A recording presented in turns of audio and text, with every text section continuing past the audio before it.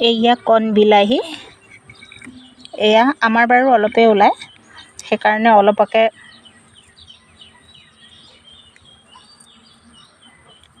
এনেকৈ পিটিকি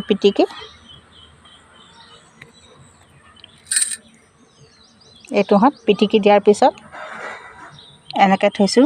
এইখিনি যোৱাকালি কৰিছিলোঁ শুকান, একেবাৰে যেতিয়া শুকাই যাব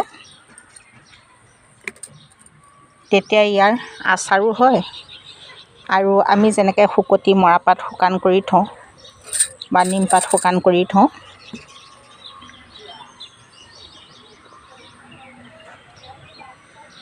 পাবলৈ নোহোৱাৰ দিনত কণ বিলাহীটোহঁত খাই ভাল লাগিব।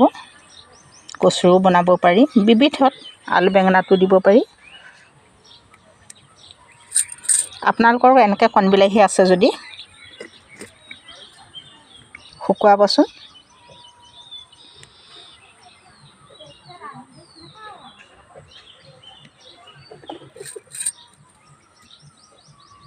এয়া